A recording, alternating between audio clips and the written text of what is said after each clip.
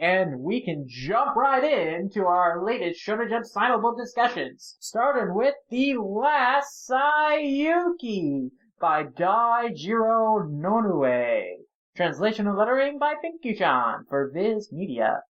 Yeah, so can you try and summarize this for me? Because I have to be honest, I'm not sure how to describe the series in, as simply as possible. Because, a lot happens, and I feel like I don't fully understand a lot of what's going on. At least not in the second chapter. Well, a boy gets a new sister, basically adopted sister called Koharu, who's a year younger than him, but she's blind, she doesn't have any use of her arms and legs, and he's taken out of school to become, basically her sole protector. He has to take care of her, so it ruins his dreams of becoming a baseball star. It separates him from his friends because he can't go to school. He just has to hang around Koharu Day. He can't really do much with her because she's very fragile. He really grows to resent her, and that causes a rift between them.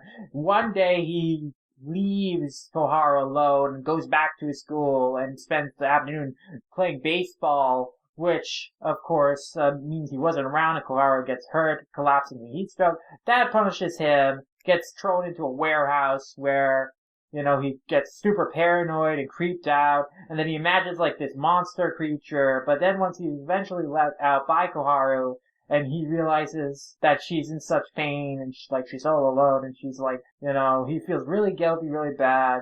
They have an emotional moment. He bonds and decides to do better to protect her, because she can't see. He says, I'll be your light, I'll protect you. But then he realizes when he, is alone in the dark again that he manages the monster creature. The monster creature actually shows up after he, sees Koharu, in this, kind of magical trance state. She's, floating, glowing, all that.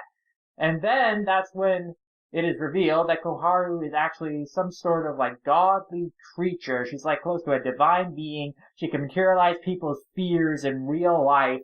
So she has an intense amount of power.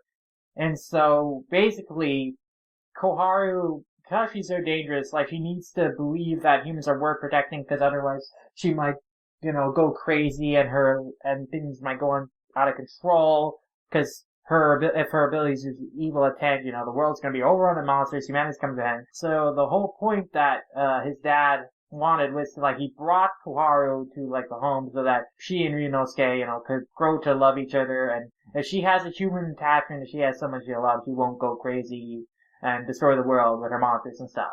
And then, basically, Ryunosuke decides to, embrace this responsibility. He's upset about it because his dad is kind of shitty, forcing, an elementary schooler to kind of take on the responsibility. But, he says, I will, if you believe in me, Koharu, I will protect you. And so that gives him kind of some super strength. By the power of belief, that also imbues him with power to fight back against monsters. And that's basically the premise. Mm-hmm. Yeah, I'm still kind of collecting my thoughts on the series so far, but I think it's really interesting. So far, at least. The art is fantastic, and the content, subject matter, is incredibly dark and emotionally powerful. That first chapter in particular, just reading this story about the relationship between this kid who, you understand why he resents Koharu. That's also why baseball is so important to him, because that's a memory tied to his late mother who has passed away, and so not only is it something that he enjoys, but it's something that draws him closer to his mother. But of course, he can't really do much with Koharu. He thinks because Koharu is blind, he can't play games with her, he can't have much interaction with her, so you understand why he has this resentment for her, but also you understand Koharu's position and how terrified, lonely she is, so it's a huge emotional moment when he realizes, how sad and scared she is, and, he apologizes to her and decides to protect her. So it's a good emotional core there.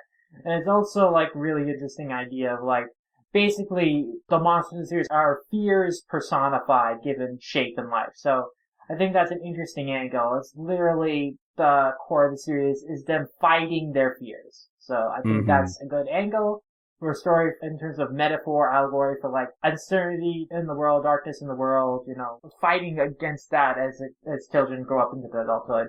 And of course there's this huge big hook at the beginning of the first chapter that shows, at some point things do go to shit because, Koharu is like in this mash. He's giving like this live stream on the internet, God. and you have this image of a monster like showing up over the city, so you know that something in the future is gonna go wrong. And so there's always that tinge of uncertainty, that tinge of dread that's gonna be hanging over the series, that you gonna be something that you want to see. Where is this is gonna go? How is that gonna happen? Mm-hmm. So I think, compelling characters, great concept, great hook. So I think this is a really strong debut.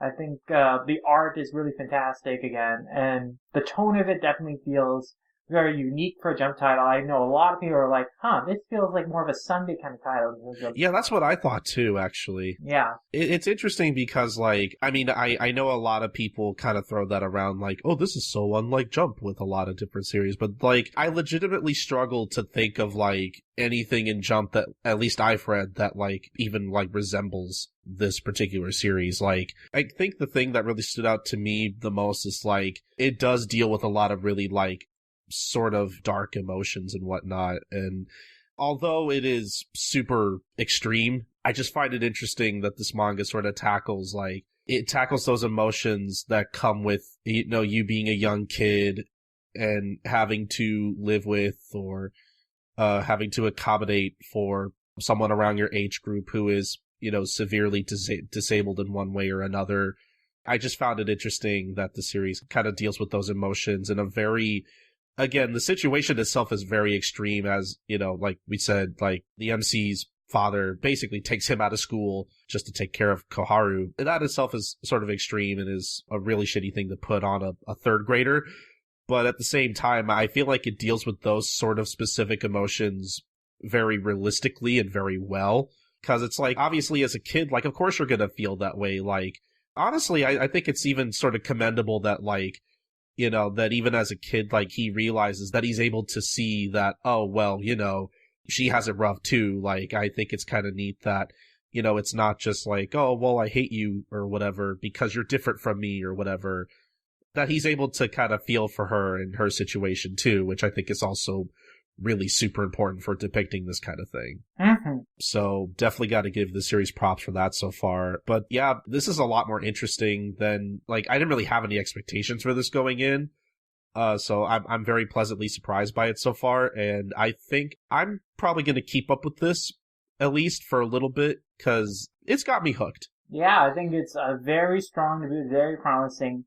And I hope that it gets to explore its ideas to the fullest of its potential, because I think it's got a really great central concept and emotional core down. Mm-hmm. I appreciate how basically all of the first chapter kind of explores that emotional core, and then we basically save the explanation of Koharu's powers for, like, most of the second chapter. Mm-hmm. And again, also another series where they don't just pack most of the story, in one chapter just to, hook the reader. Like, it's kind of sort of taking its time to tell its first story, like, past the first chapter, which is not something you see a lot of Jump series do.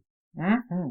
Yes, I definitely appreciated the pacing and how it delivered its story in the first chapter, saving the supernatural elements towards the end. Mm-hmm. It makes me think that, like, I almost think we probably should have waited until the third chapter came out, because I'm sure, like, that's when this story is probably going to have its conclusion in particular. But, for now, I think it's safe to say that so far, just based on the first two chapters alone, I think we could recommend people check this out. I definitely agree.